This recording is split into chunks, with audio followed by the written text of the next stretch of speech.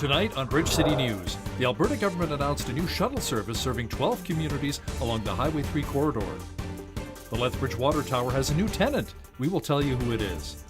And a suicide blast in Pakistan kills 31 and injures another 35 outside of a polling station.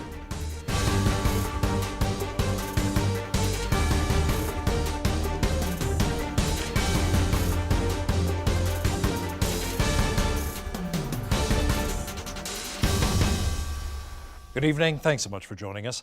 Homes, trees, bushes, even tomato plants took a beating last night in many parts of Lethbridge as a major storm cell moved through our area. Our region was hit by winds up to 100 kilometers an hour, quite a few centimeters of rain, and even small pea-sized hail, which was particularly felt on the west side of the city. Fortunately, no power outages or injuries were reported. The clouds should be clearing this weekend, leading up to a nice sunny, hot weekend. I'll have complete weather details coming up later in our program. The Government of Alberta has pledged $700,000 for the public transportation along the Highway 3 corridor between Lethbridge and Medicine Hat. The move is projected to help almost 28,000 people in 12 towns along the way, including Coaldale, Tabor, and Bow Island. The cost hasn't been established yet, but the system is no good unless it's affordable. So when we look at what passenger fares will be, we will certainly look at what's a reasonable cost to go from whatever community you're coming from, but I think all of that is yet to be established. But the one thing is clear, it has to be affordable. Fitzpatrick also said the announcement by Greyhound to end its Western Canada services is unrelated to this decision. The start date and carrier are yet to be determined. Coaldale Town Council got together to decide which direction it would go on the cannabis issue. Council addressed both the issue of consumption and retail, taking the more restrictive direction on both. The vote was 6-1 in favor of restricting consumption to private property only and 6-1 in favor of not permitting cannabis retailers in the town. The first reading for both bylaws is projected to be on September the 4th. It's kind of a bad thing that each individual municipality has to kind of tackle these kind of issues when probably more senior levels of government could have crafted different legislation that would have made it easier to have a more uniform rollout of the legalization of recreational marijuana across Canada. If you'd like to give input on the issue, you will have the opportunity to do so after the September 4th council meeting. The Lethbridge Airport will be receiving almost $100,000. The federal funding will be used to purchase a de-icer that will help in applying sand to runways, taxiways, and aprons, which will assist in clearing snow and ice. Natural Resources Minister Amarjeet Sohi, who made the announcement, says the money will help to ensure safe operations for passengers, flight crews, and employees. Other airports will also receive federal government funding, including High Level Airport, which will be receiving just over $5.7 million for rehabilitation of a runway and 2 taxiways, and the Red Deer Airport, which is getting just over $270,000 for snow removal and de-icing equipment. The 2800 block of 18th Avenue North is closed. Crews are installing a storm line. Access to businesses will be maintained, but through traffic will not be allowed. The closure is expected to last until the end of day Monday, July 30th. Motorists are advised to slow down in the area and to follow posted detours. The Water Tower in Lethbridge officially has a new tenant. The Water Tower Grill opened this afternoon. Grand opening is today. We will be open for the public. We will only be opening for dinner service, so starting at 4 p.m. Come on in, take a look. Moving forward, we will be open 7 days a week, full lunch service in the lounge, and then the dining room will open for dinner, as well as the lounge will be operating. You may recognize the head chef at the new Water Tower Grill. She was a chef on the TV series Chopped Canada and Top Chef Shelley Robinson. General Manager Ashley Melly says the new Water Tower Grill had some major challenges during its renovation period. Like you're literally going up the middle of a water tower to come sit in the water basin. So as you can imagine, the electrical to put on this huge restaurant was a massive job, and airlifting ovens into the kitchen on cranes and things like that. So definitely challenges. The restaurant is owned by the Calgary-based Vintage Group. A researcher out of the University of Calgary is claiming the vast majority of gluten-free foods for kids are no healthier than the regular products. Professor Charlene Elliott, who also sits as a Canada Research Chair in Food Marketing Policy and Children's Health, says parents who choose to have their kids eat gluten-free foods may want to do a little more research. If you look at the side of the package and the ingredient list, most people won't recognize that there's over 60 synonyms for sugar used on a food label, right? So there's things that you might expect, sugar, glucose, fructose, but there's also many synonyms that consumers may not instantly recognize as sugar. So barley malt or agave or cane sugar or caramel or carob syrup, corn syrup, fruit juice concentrate, for example. So you really do have to be fairly alert to what the ingredients are. The study was published in the online journal Pediatrics and examined 374 child-aimed products. It was determined that 88% of those labeled gluten-free have no nutritional superiority over those without the label. Scientists are using sound waves to create openings in the brain's protective shield. It prevents germs from getting into the bloodstream. As we hear in this next report, the temporary opening could one day lead to better treatments for Alzheimer's patients. Deep inside the brain is a shield that protects against invaders. It's called the blood-brain barrier.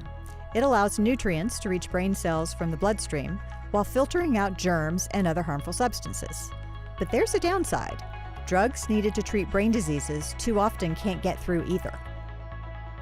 The blood-brain barrier is made up of cells that line most of the brain's smallest blood vessels. Those endothelial cells are tightly packed together, so only small molecules slip by.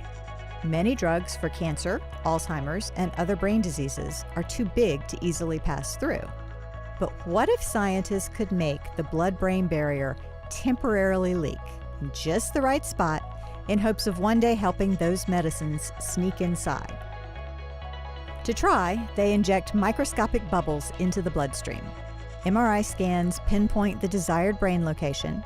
Then, researchers beam what's called focused ultrasound right at that spot. The ultrasound waves make the microbubbles vibrate, creating a temporary opening in the blood-brain barrier.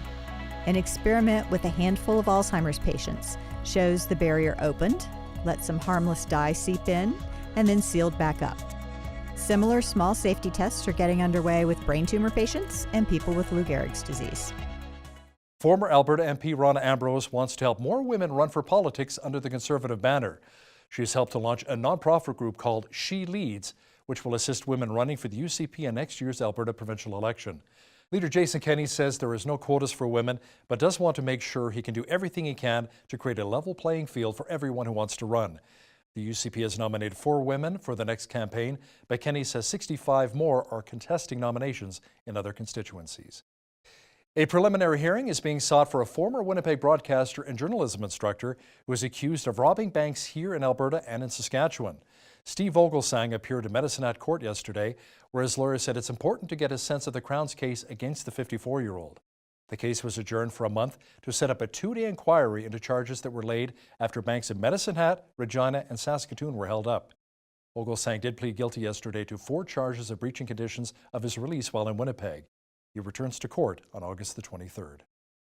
ISIS, or the Islamic State, has claimed responsibility for the attack Sunday in Toronto's Greektown. 29-year-old Faisal Hussein shot and killed 18-year-old Reese Fallon and 10-year-old Juliana Kozis. He also injured 13 others before turning the gun on himself. Toronto's Police Chief Mark Saunders says there is no evidence to support the claim by the Islamic State. The gunman's parents released a statement saying their son had severe mental health issues most of his life and had not responded well to treatment. Federal Safety Minister Ralph Goodale has said Hussein was not on any federal watch lists associated with national security. The American wife of former Afghan hostage Joshua Boyle is reportedly back in the United States. Caitlin Coleman, who is pregnant with her 4th child, returned to the United States with her 3 kids born in captivity after getting the go-ahead from an Ottawa judge on Monday. Her husband, Joshua Boyle, is free on bail pending his trial on multiple assault charges. Coleman is reportedly seeking full legal custody of the children. An oil war is brewing between the United States and Iran.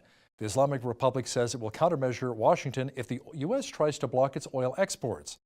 Our foreign affairs expert Lisa Daftari says Iran's supreme leader can ride this out for quite a while thanks to a large slush fund. Supreme leader of Iran, the Ayatollah Khamenei, has a hedge fund worth $95 billion with a B dollars, and he uses that as a slush fund to take care of his regional endeavors and things like that. So all in all, the United States is going full force on this pressure campaign. They encourage the people of the United States and people in the West and the free world in general to want and to support a better life for Iranians living in Iran.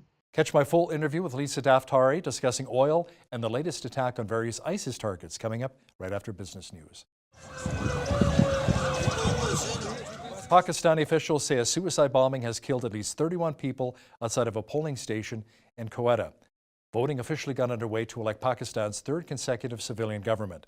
The attack underscored the difficulties this majority Muslim nation faces on its journey toward a sustained democracy. The bombing also injured 35 people, with several reported to be in critical condition. Now here's some dramatic drone footage showing the aftermath of the deadly wildfires in Greece, which has killed more than 79 people and sent thousands fleeing. This video footage is overlooking properties in Matei, showing the extent of the damage. The California Lottery says one lucky person won the Mega Millions jackpot.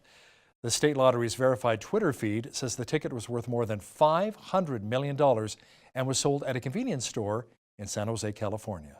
And it's really exciting. I'm so happy for the person who won the lottery here, and I'm happy for us too, the employees and everybody, that we were the lucky store to issue a ticket, which is a winning ticket.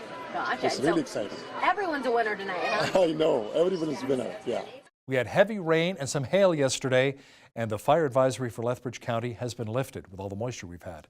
There's a good chance of more shower activity over the next couple of days, and then a nice weekend is shaping up. Complete weather details are coming right up. It was mainly cloudy today. Tonight, more showers developing with a low near 10. Tomorrow, a good chance of thunder showers with a high near 22. Friday, the showers should taper off, bringing a high of 23 degrees. Saturday, lots of sunshine with a high expected near 25. Sunday, even hotter with a daytime high near 28 expected. Monday, the mercury will climb even further up to 32 degrees.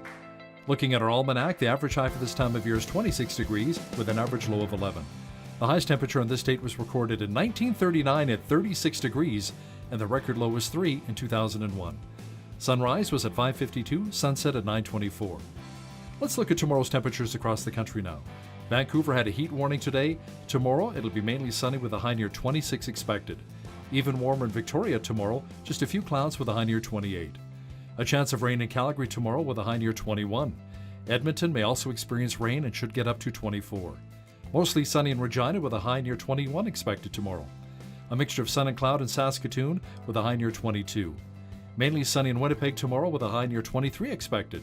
Spotty showers, humid, and 27 expected in Toronto tomorrow. Ottawa had a rainfall warning earlier today. Tomorrow clearing with a high near 29. Montreal will be mainly overcast and 28. Over the Maritimes, periods of rain expected for Fredericton, New Brunswick and 24. Halifax, Nova Scotia will be rainy and 23. A few showers in Charlottetown, PEI, it should get up to 25. And in St. John's, Newfoundland, it'll be mainly cloudy and 26 degrees tomorrow. 5 experts from China's livestock and aquaculture industry have completed a tour hosted by the Canola Council of Canada. The delegates made stops in BC, Saskatchewan, Manitoba, and Quebec. The tour is an opportunity to showcase the quality and value of Canadian cola meal to the Chinese consortium. Participants included aquaculture researchers, a swine nutritionist, and a commodity trader. Next to the U.S., China is the largest export market for canola and canola-based products. A farmer in Nebraska says he fears long-term problems lie ahead amid trade disputes between the U.S., Canada, and other countries. The U.S. Department of Agriculture yesterday announced a $12 billion plan to pay farmers hurt by the trade battles. At this point now, we're not seeing an end to this. We're not seeing that this is going to just be short-term. It looks like this is going to be lasting longer and longer. And we've also done a tremendous amount of damage to our markets that, again, we've been working on for decades to develop. Bean prices are well under $8 right now, and we have lots and lots of people in my state that their cost of production is well over $8. So when they get to harvest this fall, they're looking at selling a crop for a total amount of money that's less than their costs of inputs, let alone them providing for their kids. For farmers, we plan year to year. We put out plans for 5 years, 10 years down the road, and what we're looking at right now is probably a large drag on the market for the next 5 years. A recent report from BMO shows that over the past 5 years, the cities of Regina and Saskatoon have slipped in their attractiveness to lure people for work. The report ranked the top 21 Canadian cities and placed Regina in the 6th spot and Saskatoon in 10th. In 2013, Regina was number 1 and Saskatoon ranked number 4. Ottawa currently ranks first in the latest findings, followed by Quebec City, Hamilton, Edmonton, and Windsor. Edmonton was the only Western Canadian city to crack the top 5. You have heard it said that real estate is the way to go when it comes to a long-term investment. Nathan Giesbrecht is a senior financial advisor with the Investors Group, and he says renting instead of owning does work for some people. I actually know of an individual in Alberta that's worth north of $100 million, and he's rented all his life. Wow. And the math for him made absolute sense. He made his money in the stock market, and he continued to invest and reinvest, and those dividends that continue to pay, he continued to put that back into the market. Watch my full interview with Nathan as he discusses creative ways Canadians are investing their money coming up in the second half of our show. Glyphosate is one of the most common herbicides used on lawns, in our parks, and even our food. In today's Part 3 of the Organic Dispute, Josie Foster looks into some studies that show how glyphosate may be making us sick. In 2015, the World Health Organization deemed glyphosate a probable carcinogen, linking it to cancer and other diseases. The Government of Canada deems glyphosate safe since only small amounts are in our food. Of the available research, many studies are funded by big ag companies like Monsanto. Other research is showing that glyphosate is harmful. It's insidious and it's cumulative, so it goes into all your tissues and gets into your proteins. This is what I firmly believe this now. It's still sort of a theory, and people are pushing back on it, but I think it's the way that you can explain all the diseases. There's so many neurological and autoimmune diseases that are going up dramatically these days, exactly in step with the dramatic rise in the use of glyphosate. Glyphosate use is actually increasing as well. So I think probably between 2005 to 2011, we know that the use of glyphosate in Canada tripled. Canada is not too far behind the U.S. We're both sort of really 1 and 2. I mean, we're very fond of glyphosate. The U.S. is probably the most highest consumer of glyphosate in the world, and we have one of the highest rates of autism and Alzheimer's disease. Alzheimer's is going up dramatically in the same pattern that autism is going up. Both of those, I think, are being caused by the chronic exposure to glyphosate. It accumulates in your proteins throughout your body, and depending on your genetics, certain things are going to happen to different things to different people, but everybody's going to get sick. So let me ask you this. After doing all this research and continuing to, how do you live your life in this world? I know. I mean, that is an excellent question. I don't have a good answer. I get depressed a lot, and my husband tries to pull me out. He keeps telling me, you have to be hopeful. We're going to fix this. I'm very frustrated because politically it seems impossible to reach anybody. It's very frustrating. I understand glyphosate is widely used across agricultural production. So with a long-term kind of use, what kind of effect does it have on the environment? So it actually doesn't have that great a potential to be released into the environment. Glyphosate, that's going to go in and you're trying to take out competition, right, for your crop to grow. You're going to have direct effects, so the glyphosate is going to change, it's going to hit the biota, whether it's the fungi, the bacteria, the springtails, the mites, and potentially it just kills them, right? Just straight away, bad, done. There's just so much conflicting information about everything, and you'll have one scientist say that there's no adverse effects to any living system by dumping a bunch of chemicals into the food system, and you'll have one scientist say that there are. And really, I don't know, you just have to for me, I just choose what feels best, and I know that life begets life begets life, right? The most important for me personally is talking about farm worker health, because this is the population, it's farm workers and it's their families and their communities that tend to be exposed to toxic pesticides at much higher levels. Well, my oldest son was born with a cleft lip and palate. He was born in March, and the nurses in the hospital told us that all cleft babies are born in March in Lethbridge, or 90% of them. And 95% of them are from farm families. Baby was growing in the mother's womb that springtime. So my connection is that it's herbicide poisoning. We have extended members in the family who had health issues that did consume conventional foods and obviously GMOs. But once they transferred over to the organic food sector, they didn't see those adverse effects. So I have personally seen the benefits of that.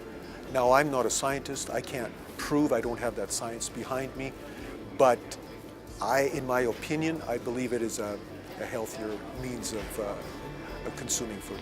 One of the few long-term studies of ongoing glyphosate exposure shows that rats suffered tumors, kidney disease, and early death. Earlier this year, an epidemic hit Guatemalan farm workers, and there may be a connection. They eat the sugarcane as they're harvesting it. So they're eating the sugarcane that's loaded with glyphosate. And they're also, of course, breathing it from the fumes. This glyphosate is an amino acid. And this is one of the things that makes it very, very toxic, because it takes advantage of a system that's already in place for the body in managing amino acids. So when you breathe it, it goes right into your brain from your nose, because your cells in your nose actively take it up as an amino acid. In part 4 of the Organic Dispute, Josie examines why the World Health Organization has placed a warning on glyphosate. Now, here's a look at today's markets.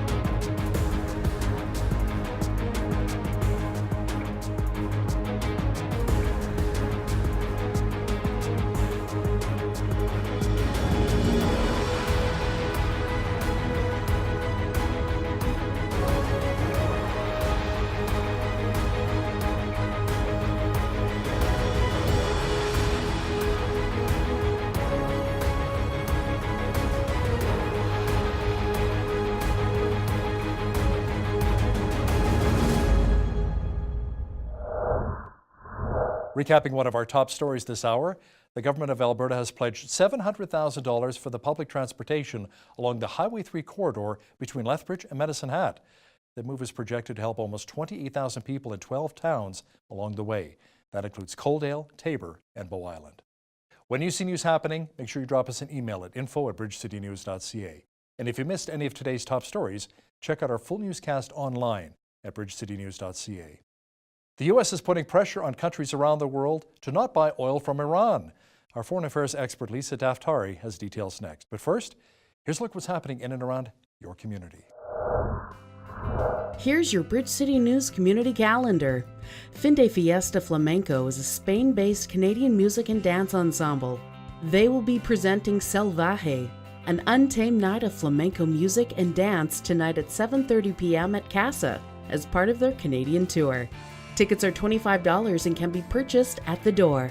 For more information, visit casalethbridge.ca/events. Looking for some summer fun for the kids? Shipwrecked is a vacation Bible school being held from July 30th to August 3rd at the Lutheran Church of the Good Shepherd from 9 a.m. to noon. Children will enjoy singing, Bible lessons, games, snacks, and lots of fun. Kids ages 4 to 12 are welcome to participate at no cost. For more information, visit LutheranChurchOfTheGoodShepherd.com or call the church office at 403-328-3445. The Gem of the West Museum in Coaldale is holding a Heritage Day open house on Monday, August 6th from 10 a.m. to 2 p.m. Bring the whole family to see blacksmith demonstrations, ice cream making, and more. Plus, you'll have an opportunity to bring home unique museum souvenirs. Admission is by donation. For more information, visit gemofthewest.ca. And that's your Bridge City News community calendar. A war is brewing between the United States and Iran when it comes to oil. The Islamic Republic said it will countermeasure if Washington tries to block its oil exports. Joining me now via Skype to discuss this volatile situation is our foreign affairs expert, Lisa Daftari, joining me from Los Angeles. Lisa, U.S. officials are stepping up efforts to pressure countries to stop importing Iranian oil. Why is that? Well, the entire campaign on a macro level is to squeeze Iran dry, and that is literally and figuratively, to cut off any sort of economic benefits, to sanction them. In a couple of weeks, August 6th, the U.S. will have to decide whether to put back the snapback sanctions on Iran. We've already pulled out of the nuclear deal, and going forward, it looks like Secretary of State Mike Pompeo, who announced this weekend, and Donald Trump, who has been tweeting incessantly about the situation, have decided to go full force with a pressure campaign on the Iranian regime. I actually was fortunate enough to be invited to Mike Pompeo's talk at the Reagan Library, where he addressed members of the Iranian American community, as well as spoke directly to the people of Iran and offered full support from the United States to the protesters, to those who seek a better life in Iran. He gave them full validation of all the economic, social pressures that the people of Iran are under. But Mike Pompeo stopped short of saying exactly how the United States would implement any kind of change in Iran, if they would call for regime change in Iran. He just went as far as to criticize the regime, to reveal what the regime is doing, whether it's in exporting terror, in putting money in Syria and Yemen and Hezbollah, in having their own private funds. What I did not know and was shocked to hear was that Supreme Leader of Iran, the Ayatollah Khamenei, has a hedge fund worth $95 billion with a B dollars, and he uses that as a slush fund to take care of his regional endeavors and things like that. So all in all, the United States is going full force on this pressure campaign. They encourage the people of the United States and people in the West and the free world in general to want and to support a better life for Iranians living in Iran. To have a $94 billion slush fund, that would be something. Syria saw more airstrikes as Russian and Syrian jets stepped up their bombing campaign on an ISIS position along the Jordan-Israel border, Lisa. Militants are being pushed into areas abandoned by other rebel groups? Yes, well, we're seeing a lot of action on the Jordan-Israeli border. These are strongholds that have remained or been pushed out to the periphery. Again, for those who believe or want to believe that ISIS has been diminished, eradicated, taken off the map, that's not true. They sprout up where they can. They sprout up when they need to. They're very strategic about this sprouting up and have grown influence in other places such as the Sinai Peninsula in northern Africa. And here again, we see that they have gained access and power in different pockets of Syria. And more so, the second layer to all of this is not just that ISIS is growing, it's also that the Assad regime is fighting the rebels for access and for power on Syrian soil. And then a third layer there is the presence of Iranian and Russian forces who continue to be involved in that equation. Again, one of the priorities of the Western aligned coalition in Syria has been to diminish the participation and the involvement of the Iranians and the Russians. We have not been able to do that as of yet, but this plot thickens even when we want to believe that it is on the decline. So Israel said thanks to no thanks for Russian offer to keep Iranian forces in Syria away from the Golan Heights ceasefire line. Lisa, will this really complicate Russia's bid to stabilize the country as the civil war there wanes? You know, I tweeted about this morning because it's interesting. Russia wants to believe that they can help, and we want to believe that Russia can help. But, you know, you look back to Russia's quote unquote offer to help the U.S.-aligned coalition in curbing Syria's nuclear weapons or chemical weapons, rather, and they didn't. They lied. What they did was gain access and a footprint in Syria, and Israel's worried about the same. Actually, traditionally, Israel and Putin have had a good relationship, one in which there's been mutual respect, both for the Jewish Russians living in Russia and for the country of Israel, who's faced a lot of, I would say, just cordial relations with Putin's Russia. But that doesn't mean that Putin is not out for himself and his own agenda in the Middle East. And I think Bibi Netanyahu was smart to decline that offer to get Russia's paws into the equation on the Israeli border. Now, speaking of Israel, an Israeli cabinet minister has advice for the Trump administration. Their public security minister says the U.S. could apply some of the security measures used for Israel's border with the Gaza Strip on its own frontier with Mexico. Tell me a bit more about that. Nothing new here. Nothing new here. It's funny that these stories get headlines, and they should, in the sense that people don't know that we get so much of our national security, cyber security, border security, airport security, school security measures from Israel.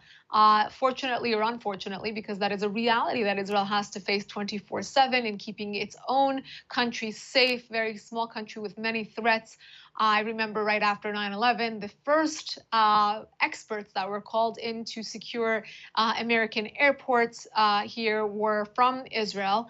And likewise, many of our newer social cybersecurity and border security and missile security technology comes from technologies such as the Iron Dome in Israel, Goliath sling, David sling, all the types of different technologies that are employed by Israel. And again, so we can look at them to border security as well.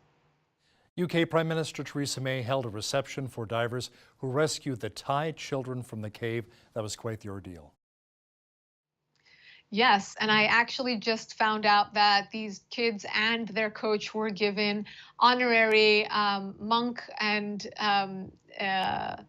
I forget the other term, but they're given an honorary title in Buddhism. That's a beautiful thing that these individuals, and more importantly, those who rescued them, are getting the international recognition that they deserve. They really pulled off a miraculous feat. And for them to be recognized, it's important. I think we live in the West, and we're used to seeing, celebrities and Kardashians and others on the covers of magazines and being recognized and being given that fame. But these individuals truly put themselves and their lives on the line for others on a daily basis, and in this case, literally put themselves in the line of fire. And we know that there was one fatality in that mission. So I'm very happy to hear that they are getting the recognition they deserve. Lisa, it seems like the Trump administration is maybe upsetting more countries when it comes to tariffs. This time, the BRICS bloc, or Brazil, Russia, India, China, and South Africa. Last week, Trump said he was ready to impose tariffs of $50 billion on imported goods from China. But now South Africa, a small exporter of steel and aluminum to the U.S., is also facing these barriers. Yes, it looks like everyone's going to have to face this learning curve of sorts. It looks like President Trump wants to lay the law down, and he said this even before he ran for office and all along in his campaign. And now, as President of the United States, he is enforcing that. President Trump's bottom line in any given situation, and particularly economically, because he is a seasoned businessman, is that other countries have to pay their share. And that could be in any acronymed organization. We're seeing that in many of the negotiations over the future of some of these global bodies, as well as in tariffs. In tariffs, he does not want this to be a one-way street in which the United States is just the cash cow, as he calls it. And he still maintains, as he tweeted recently, that this is the better way forward. And that it will get maybe worse before it gets better, but in the long run, that this is the way forward for capitalism, for the United States, for the future of the United States. Many people disagree with this strategy and think that, think that the United States will suffer and lose because we are no longer living in an allied, aligned foreign policy or global trade world. We're living in an interest-aligned world where anyone can trade with anyone. They can be mortal enemies and still find some sort of collaboration in trade and money. And I think already we're looking at some of these tariffs, countries who are turning away from the United States and finding new partners in trade. How this will affect the United States in the long run is yet to be determined, but I think Donald Trump is going to stick his ground on this one. You know, and even with Canada, I mean, the United States has been our biggest trading partner forever, and we're looking at other countries through the Trans-Pacific Partnership now, because we're not trying to put all of our eggs in that American basket, which is kind of sad, because we want to deal with Big Brother, but you're right, let's see how that all shakes down. Now, wildfires are raging in Greece, killing at least 74 people now, Lisa, and Greece has called in help from the European Union with the need for more firefighters. Yeah, this is a very, very unfortunate situation. If you've seen the footage, it's awful, it's horrendous. And Greece being a very, very popular vacation destination right now in the high season, with a lot of tourists there, a lot of people who obviously did not expect this.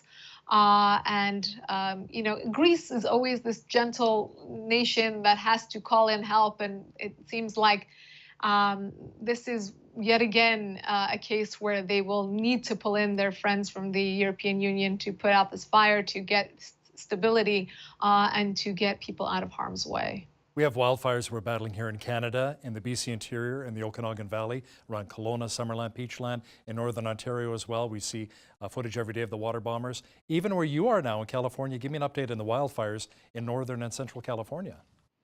Yes, we are facing another heat wave here in Southern California. Likewise, temperatures are high all over the globe. It's been a hot summer, so you see a lot of these wildfires. Again, yesterday, wildfires ripping through parts of close to Santa Barbara County, I would say, for reference, and continuing south of that. Very unfortunate. These are people's homes. These are areas in which are highly habitated. It's not somewhere where it's just in the middle of the forest and people know to stay away. And what we've experienced over the last year in California is that this is hitting very popular and densely populated residential areas. One very close to where I am here in Los Angeles. Scary, scary times. And of course, summer heat. Nothing you can do about it, but you know, obviously we can ask people to be careful, not to put, you know, fires, cigarettes, candles, etc. in these kinds of areas, and to be as careful as we can be. Absolutely, yeah. So Northern California, Yeah. Central, and even Southern California. Lisa, stay safe. Mm-hmm. Thank you. Our foreign affairs expert, Lisa Daftari, joining me once again from Los Angeles.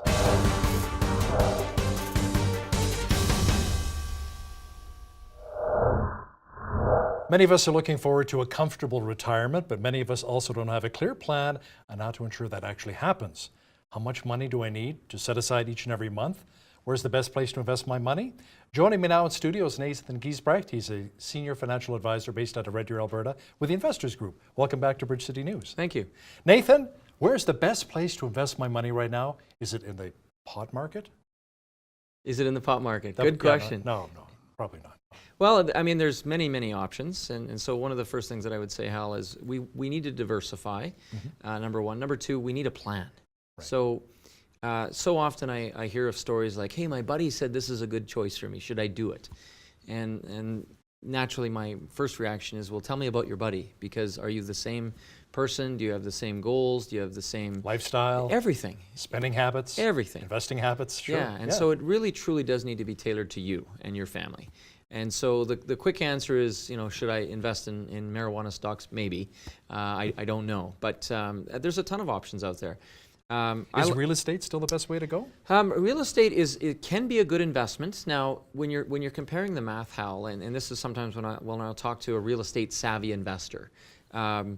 So often for the real estate math to work, you need to be leveraged up. You need to borrow, so maybe 5% down to make the math look really, really good. Right. If I'm taking a look at pure value increase of a home versus value increase of, let's say, the stock market, what most Canadians don't know is that the appreciation of real estate over the last 50 years in real estate is about 2.5–3%. Wow. Yeah, so it's inflationary. whereas the market itself can be, you know, inflation +4, inflation +5, maybe even 6 if you're looking at foreign investments. You know, a financial advisor I spoke with many years ago said, you're lucky, Hal, if you break even. Not in a market like Toronto or Vancouver where, you know, the prices can skyrocket, but let's say Lethbridge or Red Deer, maybe a smaller market like Brandon or maybe Chelsea, Quebec or someplace. Because of all of the expenses you have over the years, you know, a brand new kitchen, $100,000. Yes. Your shingles, your windows, your driveway, everything, plus the interest you're paying and the taxes. Yes. He said over 40 years, you're lucky if you actually break even. And that could very well be the case. In fact, we were just chatting off air about that. Home ownership is wonderful, but it isn't the end all and be all. And so what I say to people is, you know, don't fret if you can't get into a home immediately. Now, the idea where home ownership makes a lot of sense is maybe you're a bad saver. Personally, you're just not good with savings, and so having home ownership forces you to essentially build equity in a home, and you're saving some money and some equity over your lifetime. So that can make sense. The other thing I talk about, Hal, is where does that often come from? So much of the strategies that one will hear is maybe from loved ones or mentors.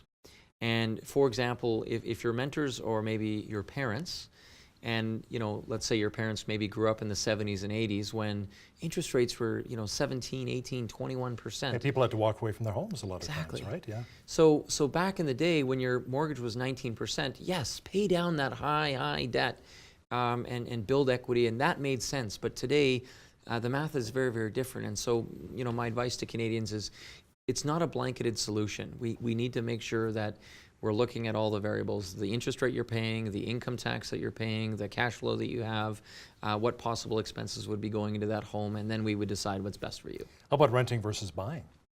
Yeah, again, you know, if you know some successful people who rent, right? I do. I actually know of an individual in Alberta that's worth north of $100 million, and he's rented all his life. Wow. And the math for him made absolute sense. So where did he make his money? He made his money in the stock market. Oh, okay. Yeah, he made his money in the stock market, and he continued to invest and reinvest, and those dividends that continue to pay, he continued to put that back into the market and felt that, hey, I don't need to spend $20,000 on a new roof. I'll invest that back into the market. Right. Did very, very well. How about precious metals? Is that the way to go right now, the stock market? Yeah, great question on precious metals. Here's something that most Canadians don't know. At the turn of the 19th century, an ounce of gold, 1 ounce of gold would buy you one nice man's suit. Sure. An ounce of gold today buys you the same a nice suit. Yeah, you're right. That's true. So net of inflation, gold isn't making you any money over the last 100 years. Mind you, that's a very nice suit. What's gold now, $14.50 an ounce? Yeah, I mean, but you can buy. That's a pretty nice suit. You could buy, but back in the day, Yeah. you know, for $50, you could buy a nice suit. Right. The point I'm trying to make is precious metals has its place in a portfolio. You know, if you're able to buy, you know, when maybe it's down and it spikes up very quickly, like where often we see precious metals do well, Hal, is when markets are volatile. Stock markets crashing in 07, 08, and people were flooding to something they could hang on to, precious metals. But, you know, since then, if you look at the growth in precious metals, it's just not there. How about oil? It's going up again. Yeah. It's rebounding nicely, the market. Yeah, and so if I have a client that says, I want to own, you know, oil itself, we're not a big fan of owning an index per se. So, for example, when somebody says to me, hey, the TSX is down today. Okay, but inside of the TSX itself, there's some great companies that you own. And so we're more focused on those great companies. So maybe in this case, you're saying oil. There's some great energy companies out there that are doing very, very well today. And so maybe it'd be better to indirectly own oil via these companies versus owning oil itself, which can be extremely volatile. There's also a pipeline that's for sale, the Trans Mountain Pipeline expansion. The government's trying to unload it. Yeah, no right? kidding. Yeah. So that might be an opportunity. It's just the construction cost, the $7.4 billion with a B, you got to come up with, right? That's right. That's right. Now let's talk about, I want to save enough money to retire comfortably. Yes. Okay? I'm 20 years old, 30 years old, 40 and 50, retiring maybe by 65 or 70. How much should I allocate or put aside every month to be able to achieve that goal? Great question. Great question. So I'm going to give you a real simple answer for the 20-year-old. And it is amazing. It is amazing if you can do this for as a 20-something, 20, 23, 24, 25. there's a statement that you receive every year after you file your income taxes known as the Notice of Assessment. And on the Notice of Assessment, Hal, it tells you how much RSP room you would have to contribute every year. And if you're 23 or 24 and you just max out those RSPs every year and max out those TFSAs every year, you will retire comfortably. Oh. As long as those investments are in something moderate in terms of risk or above, you'll be absolutely fine. What tends to happen is life. Life gets in the way. Sure. You start having a family, you make choices, and sometimes we don't always do so well, and so now we maybe think we got to double down on the risk, and so all of a sudden it becomes problematic. You know what? I've actually cashed in some of those RSPs for a down payment on a house. There you go. Right? Now that is a great strategy if you're the right individual. Home buyer's plan can be a wonderful strategy. In fact, you know, it was a federal government program that was initiated when we were going through a bit of a recession, and the government said, "Hey, let's find a way to help people get into the homeowners market." Great strategy. Just make sure that you're paying those loans back, those loans to self over a period of time. Okay, how about somebody who's in their 30s? How much do they set aside? Well, a good rule of thumb, you know, that I suggest to people is take a look at your portfolio today, whatever it is that you have in a portfolio, and then times that by the number of fingers and thumbs that you have. So 5 on one hand. So if you've got a $100,000 portfolio, and you take 5% of that, that's $5,000 a year. That's what you can draw per year on that portfolio, and it'll essentially last you a lifetime if you're a moderate investor and you're prudent with your savings. So $1 million portfolio would generate about $50,000 a year. And on top of that, hopefully you'll have some old age security, you'll have some Canada pension, and so that's roughly what your portfolio would look like. So it really does depend on lifestyle. Do you currently live on $30,000 a year? Do you live on $80,000 a year? I know people that struggle to live on $300,000 a year. So it really does depend on income and lifestyle. So lifestyle, another way I guess we could save money and look about allocating some of those funds into investments would be maybe not going out to eat every day or every second day, right? Yes. Especially if you have a family of 4, because it could cost $100, $150 a meal, right? Yes, quite easily. In fact, something that so living more modestly, I guess, right? Live prudently. Within your means. Yes, right? and so we've all heard that golden rule, pay yourself first and live below your means. But that golden rule of 10%, I'm telling you, Hal, that's not enough. It's not enough. So just the RSP contributions alone is 18%. So do you remember I talked about if you max out your RSPs and TFS, we're talking more like 25%. And if we wait longer in life, I've actually recommended to some couples, live on one income and save the other. Oh. Because they're that far behind. So if they're both making, you know, $75,000 a year, live on one income. So take that one income that you're paying all your bills with, that $175, and then take the other $75 and put that towards savings and then debt repayment. Because you know they're 7 or 10 years away from retiring and they have very, very little money left in savings. Back when I was a kid, my parents would always talk about investing as well. They would talk about treasury bills, T-bills, and bonds. And yes. Is that still prevalent today? Okay, so that goes back to the 80s. Right. So what was happening, Hal, was in the 80s when interest rates were so high because of inflation, you could turn a Canada savings bond into 17, 18, 20%. That was good return on investment. But today, that same Canada savings bond is paying you 1%. Wow. So, you know, my concern with that CSB paying you 1% is inflation's 2.5%. So your money needs to be working harder than inflation. So when I'm talking to a client, now it's different if you're needing this money back in 6 months or a year, so we need to take low risk, or maybe you're very, very close to retiring and you can't handle volatility in the market. So our goal is to try to just keep pace with inflation. But if you're, you know, in your 20s or in your 30s or even 40s or 50s, you need to be at least keeping pace with inflation and trying to beat inflation by maybe 1 or 2%. How about investing your money in hobbies? I know people who invest their money in muscle cars. They go down to the United States, bring up these cars, put maybe 10 or 20,000 into them. All of a sudden, they've got a car with over $150,000. Yes. You know? Do you have many clients as well that invest in their various hobbies? I know a guy in Costa Rica has got over 6,000 Matchbox and Hot Wheels cars. Wow. Collectors. Wow. Because I showed him my little collection of 30 cars. He laughed at me and says, nice try, rookie. I'm like, Okay, thanks for this coming out. out, Yeah. right? Let me show you my 6,000. You got 6,000? Yeah, yeah. So that collection is worth huge money, right? Yes. So do you meet people as well that want to invest into different hobbies that they have? Yeah, we have some clients over the years that you know, want to invest in their hobbies, and there is nothing wrong with that. And I think for me, I would say to that same client, number one, diversify. Don't have all your money in oil. Don't have your money all in the stock market. Don't have it all in real estate. Don't have it all in Hot Wheels. Diversify. Now, part of the reason that some people invest in their hobby is because it's a passion of theirs. Sure. So I respect, you know, okay, I'm investing some money in a passion, and if you can make a little money at the same time, wonderful. But what if those Hot Wheels cars all of a sudden fall out of favor and you can't liquidate, you know, to the same degree that you thought? So have a plan B. I think that's really important. You know what's funny? When I was a kid, it was hockey cards. Mm-hmm. And you know, you could get the Gretzky rookie hockey card for 10 or 20 bucks. Now it's worth like $1,400 or thousands of dollars, right? Yeah. But that market goes up and down as well, That's right? right. It And fluctuates. You have to sell it. Somebody has Right. to buy it for it to be worth that.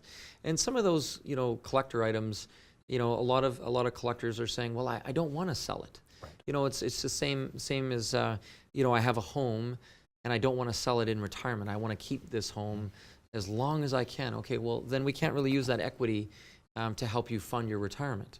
So it really depends on, you know, how we're using, you know, these hobbies, these cars, whatever it is to fund that retirement. That's why diversifying, I think, is so important. Okay, let's say I'm a homeowner. I've got maybe another $50,000 to $60,000 left on the mortgage, maybe even $100,000. Should I pay down that mortgage quicker, faster, have clear title on my property? Yes. Or should I maybe take that money and invest it somewhere else? Yeah, good question. In fact, I had 2 emails today on that very question as I was coming to the studio. So number one, if you're getting close to retiring and you've got a home that's almost paid off or completely paid off, you now have all this equity in that property that's really arguably sitting idle. So one of the things that I recommend to Canadians is create liquidity. Major corporations around the world have liquidity all the time because they maybe need cash to deploy for whatever purpose. So as a consumer, we need to do the same. Now, naturally, these consumers who are on the verge of retiring are saying, well, I don't want to get into all this debt. Yeah. I didn't tell you to get into debt. I said create liquidity. So imagine you have a $500,000 house and you could put a $400,000 secured line of credit on that property at prime plus half, something like that. You now have access to $400,000 of capital that you could use in the event of an emergency or an opportunity. And sometimes I see Canadians redeeming investments to help out family members like children or grandchildren. I'd say, well, is this a loan to your son or daughter or is it a gift? No, it's a loan, Nathan. Okay, well, why wouldn't you use that line of credit thing? It's all set up. You don't have to redeem investments that may be up or down right now. So if we're redeeming a large sum of investments, there's capital gains that may need to be paid. What if the markets are down, Hal? So there's other options. So creating liquidity, I think, is very important. Getting equity in the home to work for you as maybe somebody that's younger can also be a very, very good strategy. Leveraging your home can be good. It's an aggressive play. But you know, if you know what you're doing and you're comfortable with the risk, it could be fantastic. I know some seniors who've bought into the reverse mortgage mantra. What are your thoughts on that? I'm not a big fan of the reverse mortgage program. Why is that? And I'll tell you why is most consumers don't really understand the amount of interest they're going to be paying over 10, 20, 30 years. It really does strip a lot of the equity out of the home. And so there's nothing really left for children in terms of the estate. There may be very, very little left for potentially long-term care. If now we're in our 80s and we need to sell the home and move into a long-term care facility. If it is the last resort, getting back to your original question, it might be more prudent to sell and rent. And so now we sell the home, take that capital, put it into some sort of savings plan, and then rent. That way we're not paying interest charges and falling behind. So I know there's a place for reverse mortgages in the marketplace. I'm just saying know all the costs and know all the risks. When my wife and I had our children, you know, we had this financial advisor sit down with us many years ago and talked about RESPs. Yes. Right, and how beneficial they were. And I'm like, great, okay, so what happens, let's say we pay into the RESP, but my kids decide, they don't want to go to college or university. Yes. What happens to that money? They said, well, you get back your money. I said, what about the interest? That stays in the pot for the other people. Yeah. What? Okay, so that's called a pooled RESP. Right. Yeah, so that didn't sit well with me. I'm like, all that interest, it goes to somebody else? Like, right. what? Yeah. So how is that today? Well, the pooled plans are still that way, you know, Wow. and so you want to be careful as a consumer to understand the differences between pooled plans, where it's kind of going back into the pot, or self-directed plans. Personally, I own self-directed plans. I have 3 boys, 11, 13, and 15, and they're all in a self-directed plan. You know, and they're a great program if you know how to, you know, essentially get them started. So to answer your question, if my oldest doesn't go to school, essentially, then there's some interest that I've created from the program. Sure. Then there's some government money that I received. I can actually deploy that to my other boys, or I could potentially take some of that interest and put it into my own RSP. I have to give away that government grant money that they gave me if I don't have room for my children. But they're great programs. I would highly recommend RESP's self-directed programs. They're fantastic. Not the pool programs, that's right. No, I'm not a big everybody fan. into the pool. Yeah. No, not everybody. Well, and that's the problem. If you pay into this thing and then your kids don't, you know, go to school, Right. then what? And you know, over the years, the government's actually made RESPs more flexible. Mm-hmm. So now you don't have to, you know, essentially wind up an RESP when the kid is 18. You've got more time, which allows the student to maybe they want to work for a few years and then figure out what they want to do with their life. And so now they're 25 and they can go to school and they've got this money there. Nathan Giesbrecht, Senior Financial Advisor with Investors Group from Red Deer. Thanks a lot for joining me. You're welcome. On behalf of all of us here at Bridge CD News, I'm Hal Roberts. God bless and have a great night.